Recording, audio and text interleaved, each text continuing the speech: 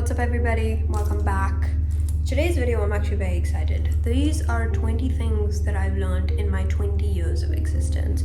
I've actually penned these, I've typed them out on a Google Doc because I want to be as coherent as possible and I really want to put my point across, and sometimes that can be difficult. So here's the baddie list. It's on a Google, I don't even know if you could read it, but this video took me 30 minutes to start. Also, I have a skin reaction from using an oil cleanser that wasn't good for my skin. So if you hyper focus on my skin, I will kill you. I will kill you. Alright, let's get into it. I want to start off by talking about being okay with not being okay.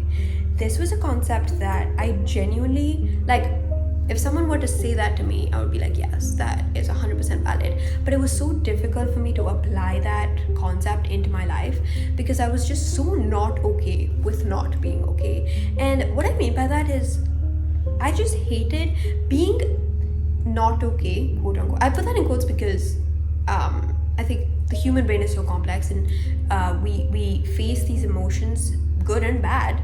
But for me, facing those negative emotions is a weakness. I look at it as a weakness, and I'm not trying to prove to anybody that I am strong. I'm very hard on myself in the sense that I want to show myself that I'm strong, and so when I am not doing okay, I take that in a very negative light, and that has definitely affected me. So applying this in my life has been incredibly difficult, and to this day I'm still learning through this. I don't think I have truly gotten over it, if I'm being honest, but being okay with not being okay is just so incredibly important.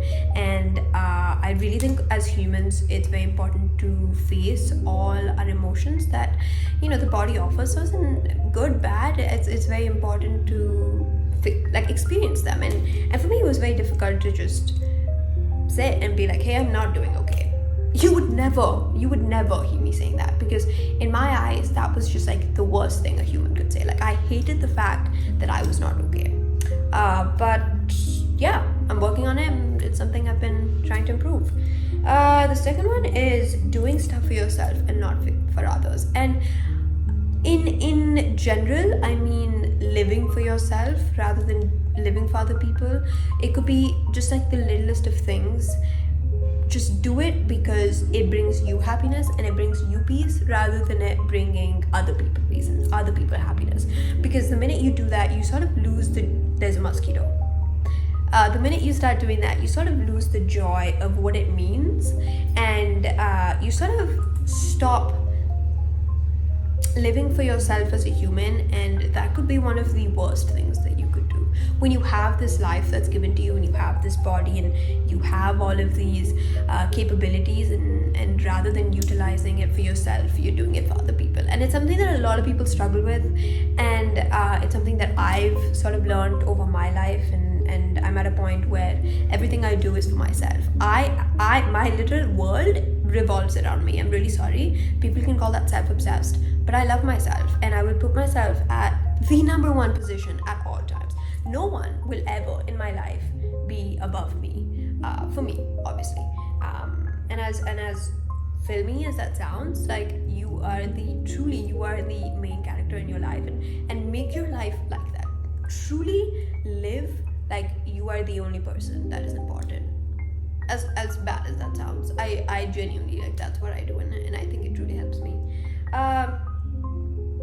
3. Pain is temporary. There's some things in our lives that may just feel like the end of the world, the worst thing that could possibly happen. Everything passes. Nothing is permanent. Just like how happiness isn't permanent, pain isn't permanent. And it's important to go through pain, because you won't be able to appreciate sort of the happiness or the sense of peace that you get if you don't go through what pain feels like. And that's something I've learned in my life, and pain is incredibly temporary, and it can feel like it isn't, but it is, and you just have to trust your gut. 4th being, life is a cycle and will continue to change. Don't get stuck on it. Let me put a big emphasis on this. I hate change, okay? I hate parts of my life closing, like graduating high school, coming to college, growing up, like things that have changed in my life, it takes me a lot of time to adjust to it, because I get so comfortable in the life that I build for myself that it's very difficult for me to accept change as something that's good for me. I always see change as something that's negative, and my mindset sort of makes, because I have a negative mindset on change, I sort of live a negative experience of that change. And what I mean by that is, if there is a particular change, like for me, high school to college, that transition was difficult, just because like I was so comfortable with my high school life and the fact that college was a good thing, it was a good opportunity, but that change was so big on me that I mosquito, oh my god, can you see that mosquito? Oh my god.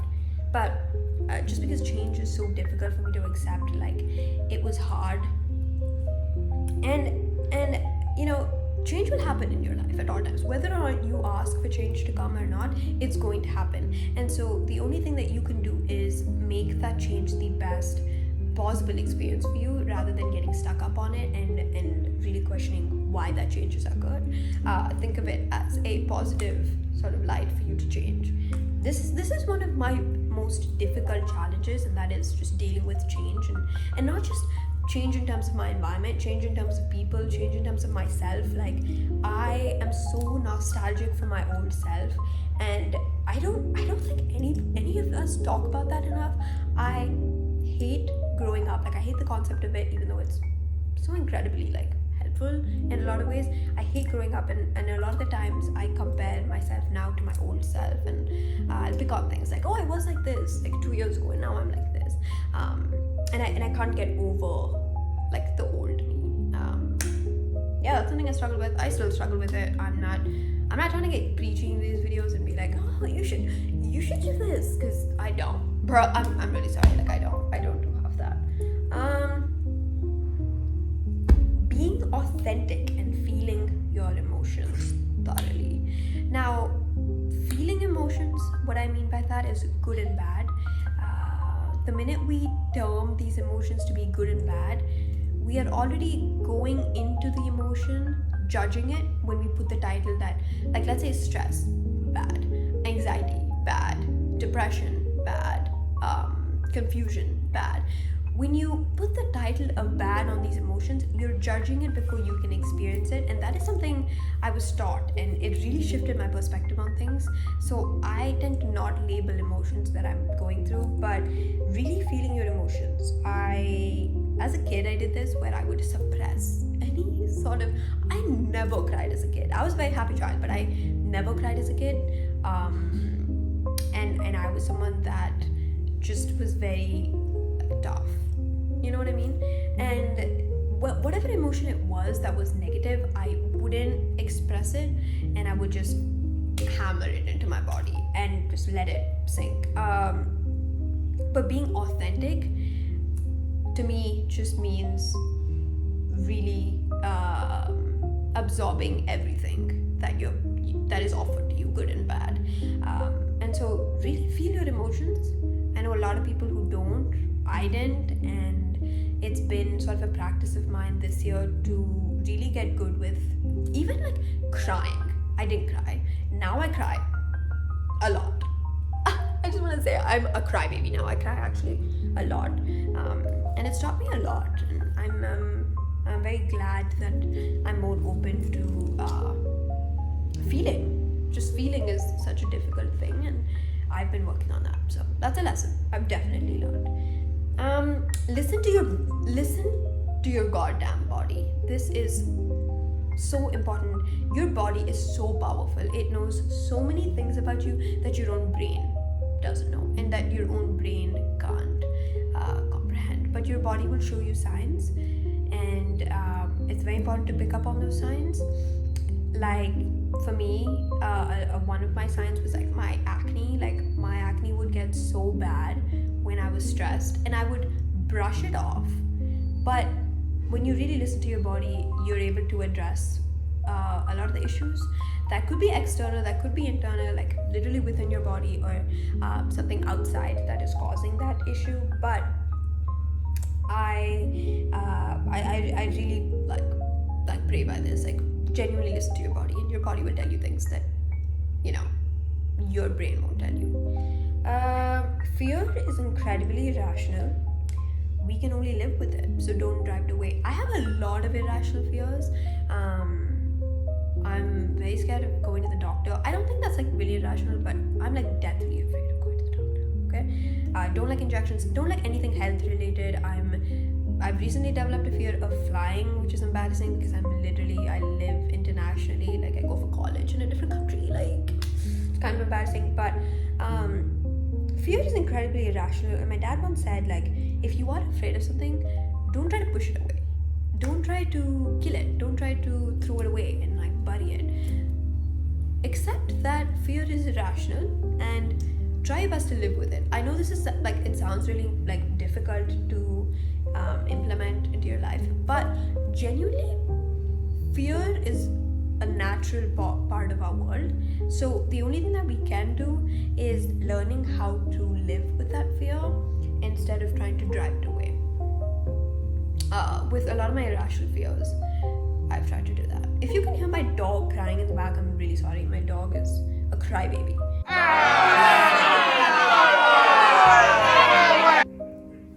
What's up, guys? I'm really sorry. My mom called me for dinner. I had to go. Sorry, I had to have a dinner break, but I'm back. I'm going to continue with lesson 8, which is comparison is your worst enemy, even comparison with yourself. Now, truly, comparison is the worst thing that you can involve yourself in, and it's not just with, you know, people you see on social media and things like that. It's even comparison with yourself. I have this thing where I compare different versions of myself, either from the past or, you know, even in the present, and it's something that I've noticed is so damaging because it really tampers with being just appreciative of what you have. I watched a video and they were talking about how you can't fix something that isn't broken. You know, when we compare ourselves, let's say, you know, physical stuff like your nose or your lips or the size of your forehead and, you know, things like that are a very common insecurity for a lot of women and people in general. When you compare yourself to someone, you feel as though what you have is broken. Like it is not sufficient and it's not something that gives you joy. But you can't fix something that isn't broken in the first place. You having a bigger forehead, you having a bigger nose, doesn't necessarily mean it's broken. That just makes you you. And as a teen, I mean, I hope you can, I know we all relate, but as a teen, I was a terribly insecure teen, and insecurity hasn't left me. It's not like I'm 100% confident, but I've worked on my confidence so much over this past decade, and I really feel like I have worked really hard on not using comparison as a metric to measure beauty, because that's something that is done so much online and even in person, even in like my friends have seen it, and it's not something that I want to practice anymore because I only have this body, okay? God is not going to come and give me a duplicate of my dream body. Like, this is all I have. And so I don't want to waste 60, 70, 80 years of my life, or how much ever I have left, regretting or not being grateful for what I have, because I should be glad that I even have this. And why would I waste the time that I have hating something that I can't change, you know? That's something that's been on my mind, and I'm very proud of how much I've traveled in terms of being confident with myself, because it's something that I have struggled with, and that's just the honest fact. Moving on. 9, which is love looks different than you think and it changes. Now, I don't just mean romantic love, I also mean platonic love and love with your family, just any sort of love in general. We have this vision of how we want love to be according to our needs and our wants, and a lot of the times it doesn't play out the way that we sort of envision it to be. But that doesn't necessarily mean it's wrong or that it's untrue. It's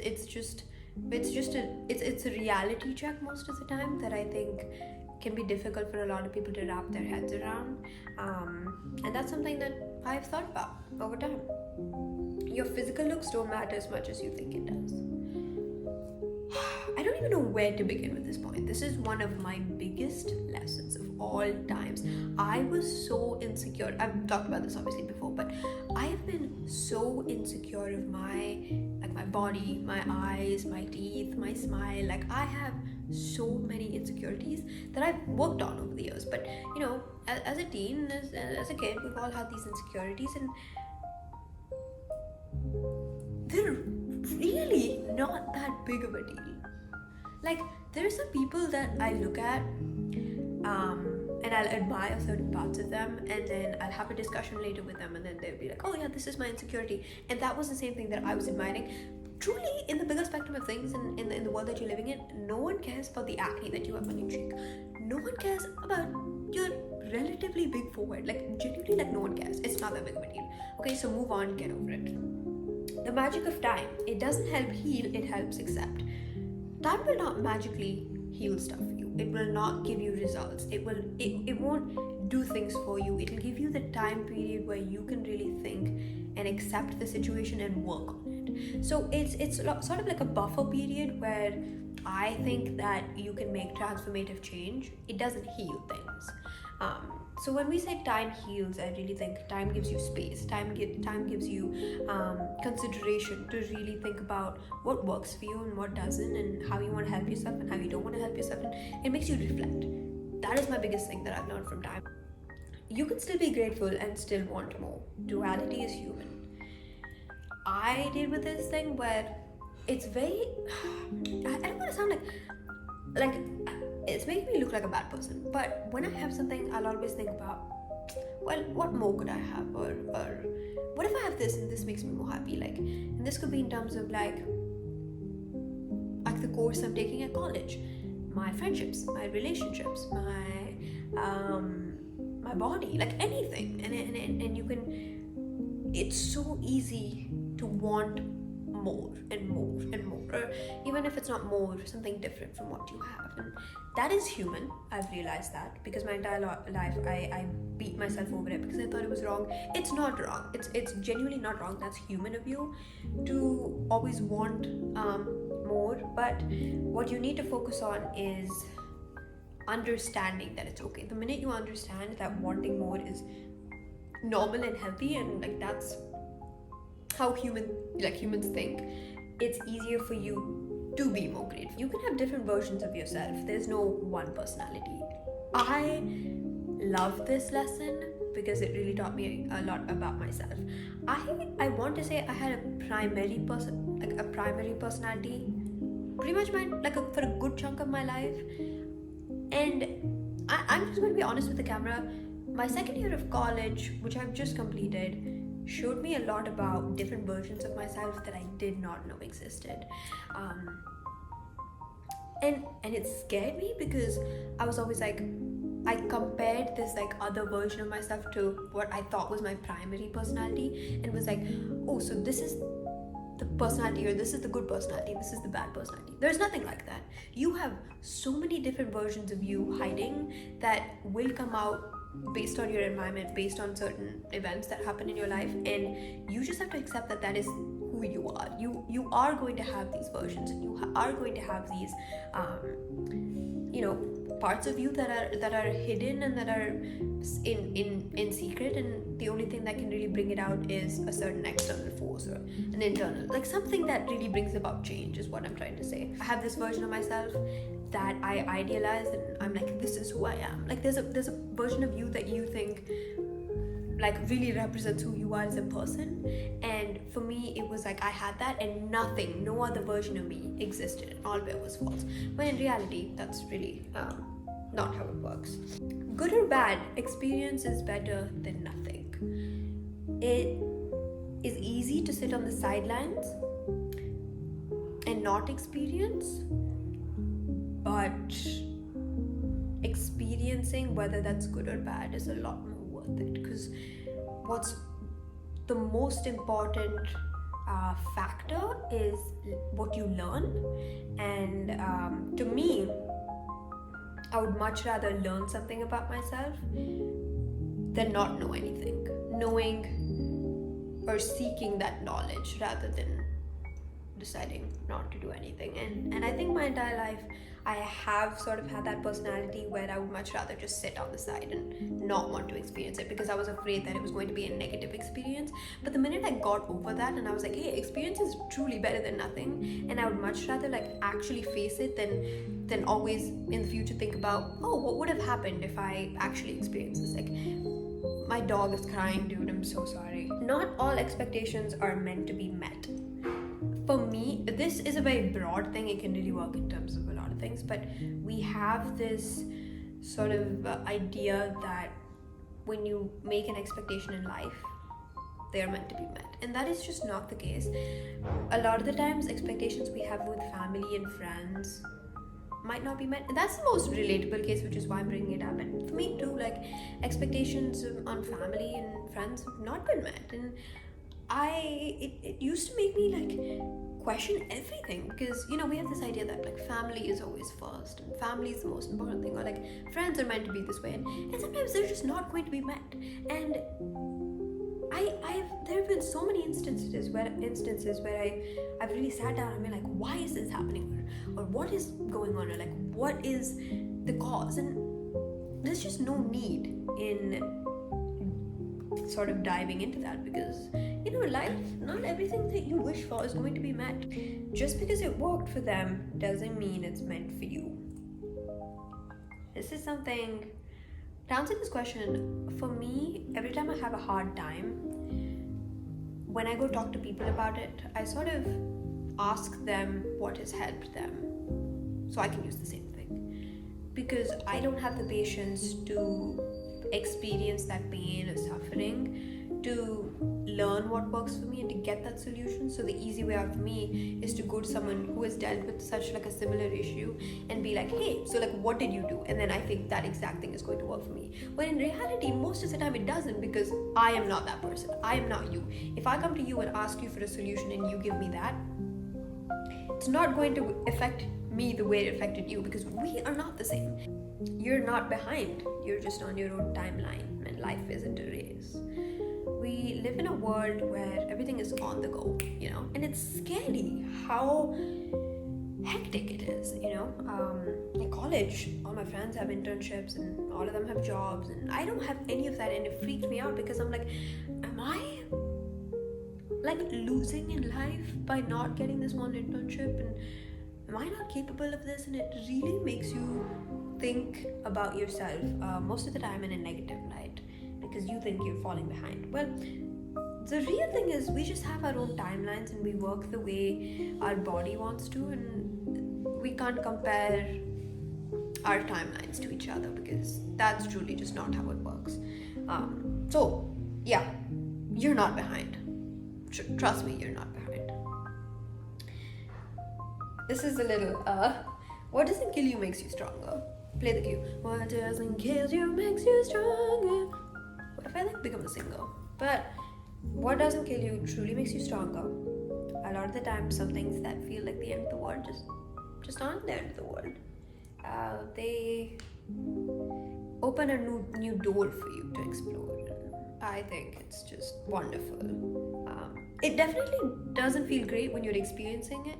Like, it does feel like the end of the world, but when you get out of it and you really let time do its thing, and you sort of walk out of it, you'll understand how important that experience was for you. Growing up is scary.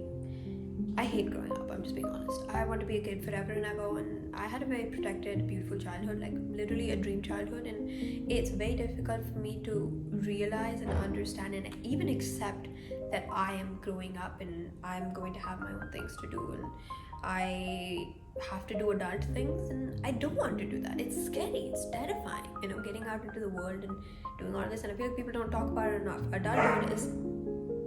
Adulthood is truly, can you shut up? Adulthood is truly terrifying. And the last one is just quite simple, to be honest. Just be true and honest to yourself.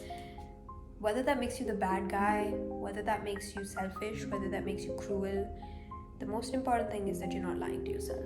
Because a lot of the times when you lie to yourself, most of the time it hurts other people, and it does have a ripple effect on others. And so as much as it pains you to be the bad guy, be honest to yourself and really ask yourself if this is what you want, if this is what you don't want, and make decisions based on that, because that makes you really live a very authentic life. And I don't know, it can be quite life changing. But yeah, this is the 20 lessons. I really hope you guys had a good time watching this. I had a good time talking. I mean, I love to talk, so like this is really not an issue for me. But you know, I'm grateful that we had this chat, and I will tune back in a couple of days with a new video.